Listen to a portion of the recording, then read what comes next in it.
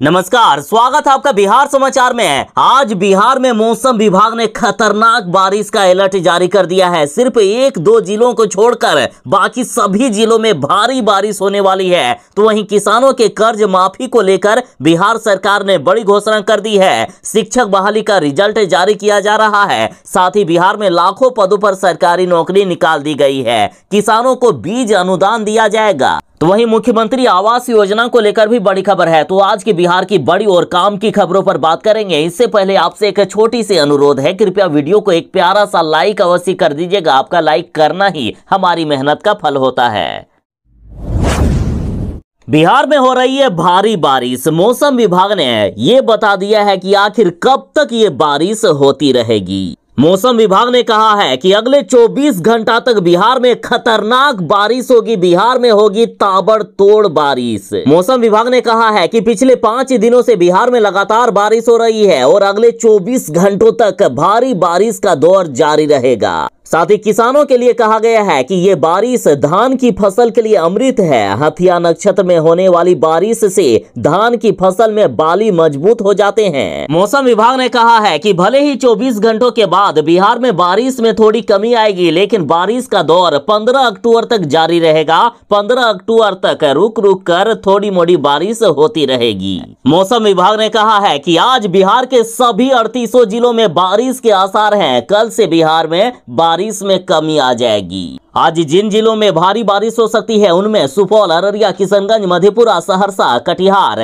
पूर्णिया, भागलपुर, मुंगेर, जमुई, खगड़िया, बांका, राजधानी पटना, गया, नालंदा, नवादा, जहानाबाद, शेखपुरा, बेगूसराय, लखीसराय, सीतामढ़ी, मधुबनी, दरभंगा, शिवहर, समस्तीपुर, मुजफ्फरपुर, वैशाली, पूर्वी चंपारण, पश्चिमी चंपारण, सिवान, सारण, गोपालगंज, बक्सर, भोजपुर, रोहतास, भभुआ, औरंगाबाद और अरवल शामिल है। इन जिलों में आज भारी बारिश होने वाली है।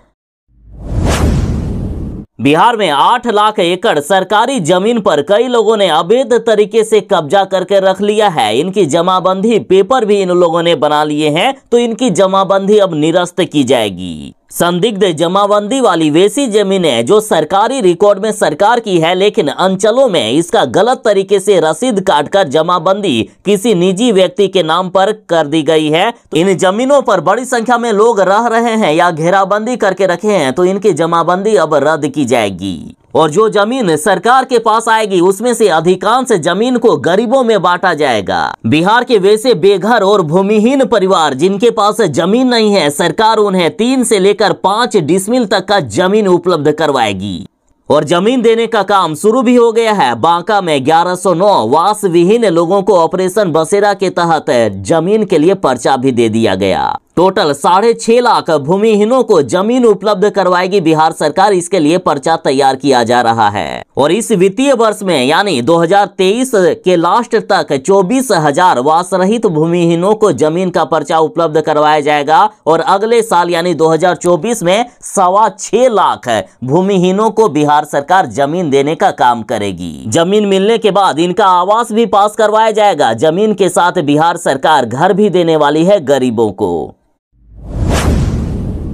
तेजस्वी यादव ने वादा किया था कि यदि हमारी सरकार बनेगी तो हम किसानों का कर्ज माफ कर देंगे। फिलहाल किसानों का कर्ज माफ तो नहीं किया जा रहा है, लेकिन किसानों के लिए बड़ी राहत की खबर है कि किसानों के 3 लाख तक के कृषि ऋण में ब्याज का 1% अब राज्य सरकार भर देगी। देखिए, चाहे किसान क्रेडिट कार्ड हो या अल्पावधि कृषि उत्पादन और फसल ऋण हो, इन पर सरकार 1% अनुदान के रूप में कर्ज चुकाएगी। कॉमर्शियल, ग्रामीण और सहकारी बैंकों के लिए गए कर्ज पर सरकार किसानों को राहत देगी। इस साल 1 अप्रैल के बाद से जो किसान लोन लेंगे उसी को इसका फायदा मिलेगा। 1 अप्रैल से पूर्व जिन्होंने ऋण लिया है उन किसानों को इसका लाभ नहीं मिलेगा। लघु, सीमांत या जमीन धारक से लेकर सभी प्रकार के किसानों को इस योजना का लाभ दिया जाएगा और सभी वर्ग के किसान इस योजना का लाभ उठा सकते हैं। बिहार के शिक्षकों को बड़ा झटका लगा है। पुरानी पेंशन योजना का लाभ देने से पटना हाईकोर्ट ने इनकार कर दिया। एक लंबी प्रक्रिया चलने के बाद आखिर पटना हाईकोर्ट ने फैसला ले ही लिया है और अब 34,500 शिक्षकों को पुरानी पेंशन योजना का लाभ नहीं दिया जाएगा। हाईकोर्ट ने साफ कर दिया। इससे शिक्षकों को बड़ा झटका लगा। बिहार के शिक्षक अभ्यर्थियों के लिए बड़ी खबर है। शिक्षक बहाली का दूसरा चरण अब आ रहा है और इसमें 70,000 शिक्षकों की बहाली की जाएगी और इसी महीने अक्टूबर में बहाली के लिए विज्ञापन आ सकता है। देखिए, बड़ी खबर है। शिक्षा विभाग के अपर मुख्य सचिव के पाठक ने बड़ा ऐलान कर दिया कि जल्द ही शिक्षा बहाली का दूसरा चरण शुरू होगा। के पाठक ने कहा है कि शिक्षक नियुक्ति के लिए अधियाचना बीपीएससी को जल्द ही सरकार भेज रही है और बड़ी खबर ये आ रही है कि 15 अक्टूबर तक 70,000 शिक्षक बहाली के लिए नोटिफिकेशन जारी हो सकता है। इस बार कक्षा 6 से लेकर 12वीं तक के लिए शिक्षक बहाली की जा रही है। 70,000 पदों पर शिक्षकों की बहाली की जाएगी और 15 अक्टूबर तक बड़ी खुशखबरी आ सकती है, नोटिफिकेशन जारी हो सकता है।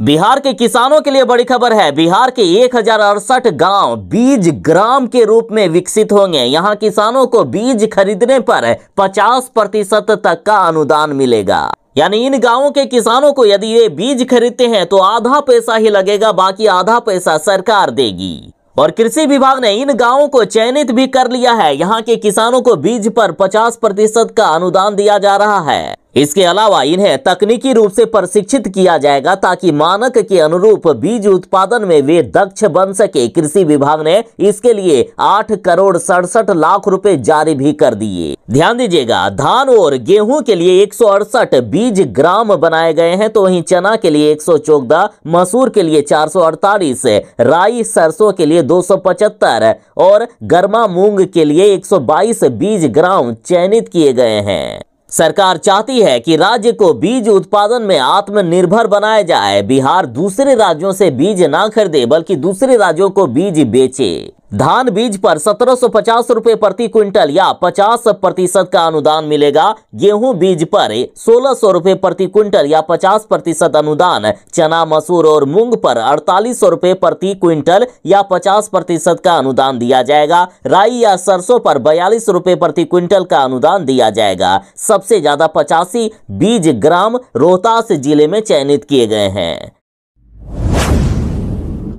बिहार में 1,70,000 शिक्षक बहाली प्रक्रिया को लेकर बड़ी खबर है। इनका रिजल्ट अब जारी किया जाएगा। 15 अक्टूबर तक रिजल्ट जारी कर दिया जाएगा। बीपीएससी आयोग ने बड़ी घोषणा कर दी है। बीपीएससी आयोग के अध्यक्ष ने भरोसा दिलाया है कि 15 अक्टूबर तक हर हाल में रिजल्ट जारी किया जा सकता है और साथ ही जिन शिक्षकों का बीपीएससी के जरिए भर्ती होगी उन चयनित नवनियुक्त शिक्षकों के लिए बड़ी खबर है कि उनकी पूरी जानकारी अब ऑनलाइन रखी जाएगी और इसके लिए अलग से सॉफ्टवेयर तैयार किया जाएगा। इन चयनित शिक्षकों को नियुक्ति पत्र देने, स्कूल आवंटन और उनके योगदान से लेकर जुड़ी हर तरह की जानकारी अब ऑनलाइन रहेगी विभाग के पास। अब इन शिक्षकों को समय पर वेतन भी मिलेगा। देखिए, कई बार ऐसा होता है कि जिलों में वेतन तो आवंटित कर दिए जाते हैं लेकिन शिक्षकों को वेतन दिया नहीं जाता है। तो अब चूंकि शिक्षकों का हर डाटा सरकार के पास रहेगा तो कौन से जिले में शिक्षकों को वेतन मिल रहा है या नहीं, ये जानकारी भी विभाग के पास रहेगी। अब शिक्षा विभाग किसी भी शिक्षक के लिए कोई भी जानकारी चाहता हो कंप्यूटर के एक क्लिक में निकाल सकता है। अब जिलों से जानकारी नहीं मांगनी होगी।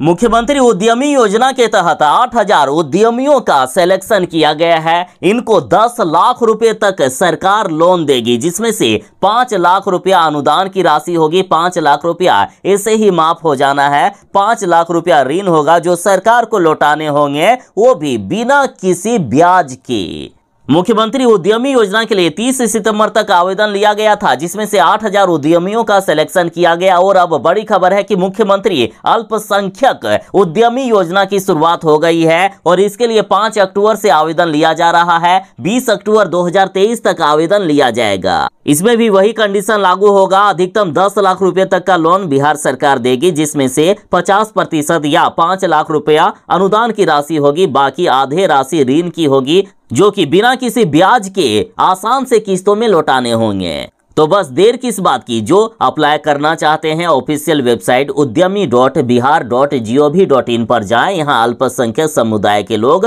आवेदन कर सकते हैं। अब रही बात की चयन कैसे होगा, तो देखिए, चयन इसमें लॉटरी के अनुसार होता है। जितने भी उद्यमी आवेदन करेंगे सबके आवेदन के अनुसार उनका लॉटरी करवा दिया जाएगा। उसके बाद लॉटरी में जिनका नाम सामने होगा उनका चयन किया जाएगा। बिहार के किसानों के लिए बड़ी खबर है। अब बिहार का एक भी ऐसा किसान नहीं रहेगा जिसके खेत तक बिजली का कनेक्शन ना पहुंच जाए। अभी ही बिहार के कई किसानों के खेतों तक पहुंचा दी गई है बिजली का कनेक्शन। साथ ही खबर है कि राज्य के 4 लाख किसानों को अगले 2 सालों में बिजली का कनेक्शन उनके खेत में दे दिया जाएगा। इन किसानों को खेत में बिजली कनेक्शन उपलब्ध कराने के लिए डेडिकेटेड कृषि फीडर यानी अलग से कृषि फीडर बनाने का काम भी शुरू हो गया है। बिजली कंपनी मुख्यालय के अधिकारियों के मुताबिक 1555 किलोमीटर डेडिकेटेड कृषि फीडर बनना है। इसमें साउथ बिहार में 704 किलोमीटर और नॉर्थ बिहार में 851 किलोमीटर डेडिकेटेड कृषि फीडर बनाया जाएगा और इस काम को सितंबर 2023 तक पूरा करने का लक्ष्य रखा गया है। साथ ही जान लीजिए कि अभी के नियम के अनुसार यदि किसान के खेत से 30 मीटर की दूरी पर भी यदि पोल तार है तो उनके खेत में बिजली का कनेक्शन दे दिया जाएगा। अग्निवीरों के लिए बड़ी खबर है। अग्निवीरों का कोटा अब 50% करने की तैयारी सरकार कर रही है। देखिए, अग्निवीरों की जब बहाली की गई थी उस समय कंडीशन ये था कि 25% अग्निवीरों को अस्थायी किया जाएगा, बाकी 75% को एक निश्चित राशि देकर उन्हें हटा दिया जाएगा। लेकिन बड़ी खबर अब यह है कि अग्निवीरों का अब 50% कोटा कर दिया जाएगा, यानी 50% को अस्थायी किया जा सकता है। बता दें कि रक्षा मंत्रालय की तरफ से ये बड़ी खबर सामने आ रही है। और इतना ही नहीं, बहाली के लिए अभी न्यूनतम उम्र सीमा 17.5 साल है और अधिकतम 21 साल है, तो इस आयु सीमा को भी बढ़ाकर अब 23 साल तक किया जा सकता है। सेना ने इस तरह का भी प्रस्ताव सरकार के पास भेज दिया है।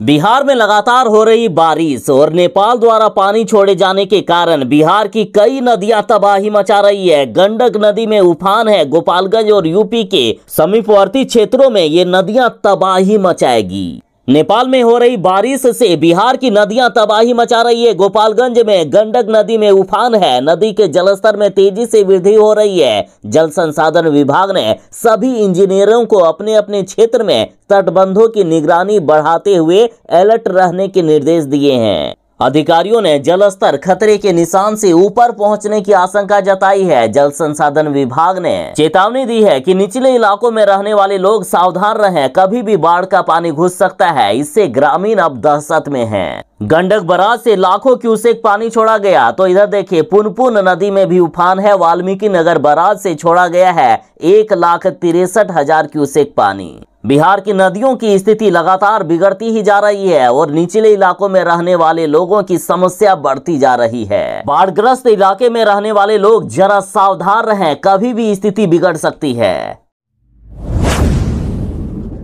बीजेपी ने कहा है कि बिहार में जिसकी जितनी संख्या उसको उतना हक मिलना चाहिए। चूंकि बिहार में हिंदुओं की संख्या 82% है, अतः बिहार को नीतीश कुमार जी हिंदू राज्य घोषित करें। देखिए, बीजेपी नेता हरिभूषण ठाकुर बचौल ने कहा है कि ये तय हो गया है कि बिहार में सबसे ज्यादा आबादी हिंदुओं की है। 82% आबादी हिंदुओं की है, अतः इस हिसाब से सरकार को योजनाओं का लाभ हिंदुओं को देना चाहिए और बिहार को हिंदू राज्य घोषित कर देना चाहिए। साथ ही बीजेपी नेता ने कहा कि बिहार में सबसे बड़ी चिंता की बात यह है कि मुस्लिम की आबादी बहुत तेजी से बढ़ रही है। मैं राज्य के स्वास्थ्य मंत्री से पूछना चाहता हूं कि बिहार में क्या परिवार नियोजन कार्यक्रम नहीं चलाया जा रहा है? अगर इस तरह मुस्लिम की आबादी बिहार में बढ़ती रही तो ये बहुत बड़ी चिंता की बात है। बिहार बोर्ड ने मैट्रिक परीक्षा का फॉर्म भरने की तिथि बढ़ा दी है। मैट्रिक के परीक्षार्थियों के लिए बड़ी खबर है। देखिए, मैट्रिक परीक्षा 2024 के लिए परीक्षा फॉर्म भरने की तिथि अब 12 अक्टूबर तक बढ़ा दी। पहले ये तिथि 30 सितंबर तक ही निर्धारित की गई थी, लेकिन छात्रों के हित को देखते हुए 12 अक्टूबर तक अब छात्र फॉर्म भर सकते हैं। जो छात्र फॉर्म भरना चाहते हैं वे secondary.biharboardonline.com पर जाएं।